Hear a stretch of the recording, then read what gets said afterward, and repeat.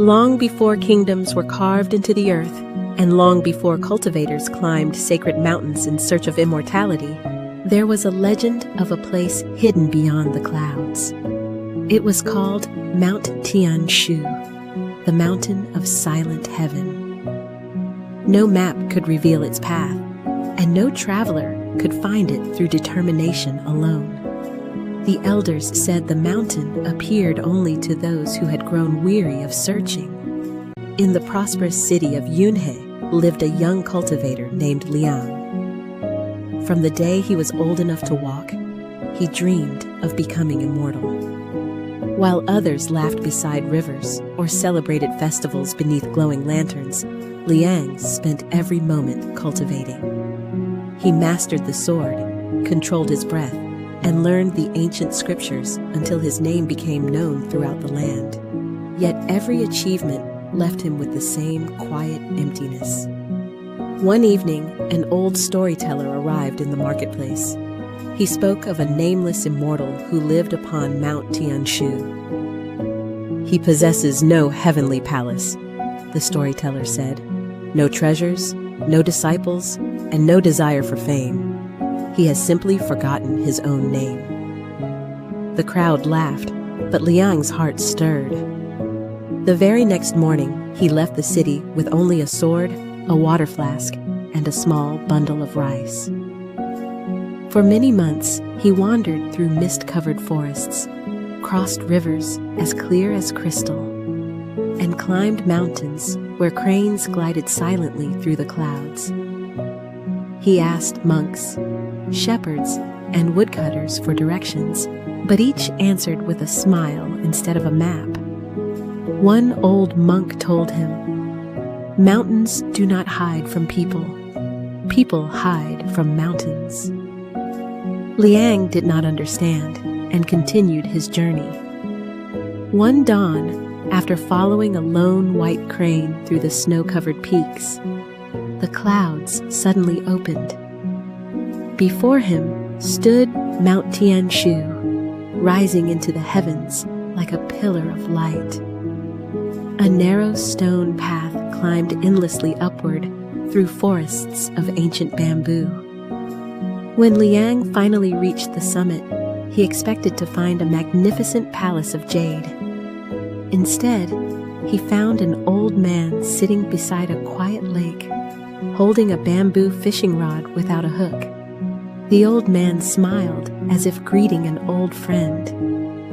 "You took longer than I expected." Liang bowed respectfully. "Master, are you the nameless immortal?" The old man thought for a moment before answering. "I don't remember." Liang blinked in surprise. "You don't remember your own name?" The old man poured tea into 2 simple clay cups. "I remember the fragrance of pine after rain. I remember the sound of cranes at sunrise. I remember how warm tea feels on a cold morning. But my name, it became unnecessary." Liang could not understand. Every cultivator longed to make their name famous throughout the world. How could someone simply forget it? The old man handed him a cup of tea.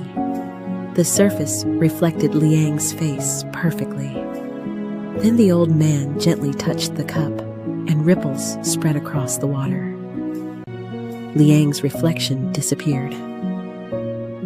"What have you lost?" asked the old man. "My reflection." "No," the old man said softly. "Only the image disappeared. You remained exactly as you were." The words settled into Liang's heart. The old man invited him to stay. Days passed in complete simplicity. They swept fallen bamboo leaves, fetched water from the stream, watched clouds drift across the mountains, and shared tea in silence. No secret techniques were taught. No magical powers were displayed. One morning, they climbed to the highest cliff before sunrise. The first light slowly touched the mountains, the forests, the rivers, and every blade of grass below. It did not choose one over another. The old man whispered, "Look carefully." Liang watched without trying to understand. As the sun rose higher, something changed. The old man seemed to disappear into the morning light, not as a miracle, but like a drop of water returning to the ocean. There was no separation between the man, the mountain, the wind, or the sky. At that moment, Liang understood. The old man had not forgotten his name through old age. He had simply stopped believing he was separate from everything around him. The need to become extraordinary had quietly dissolved. Tears filled Liang's eyes. "I searched for immortality," he whispered. The old man smiled. "You searched for a future while life waited for you here." When Liang prepared to leave, the old man handed him the hookless fishing rod. "There is no hook," Liang said. "There never was." "Then why do you carry it?" "To remind myself that not everything in life is meant to be caught." Liang bowed deeply and descended the mountain. He carried no sacred scrolls, no heavenly treasures, and no secret cultivation techniques. Yet everyone who met him noticed something had changed. His steps had become lighter. His eyes no longer searched for what was missing. People traveled from distant kingdoms asking him for the secret of immortality. Liang would simply pour them a cup of tea and wait. Most became impatient. A few remained long enough to hear the wind moving through bamboo, to notice the warmth of the cup in their hands, and to feel the quiet space between two breaths.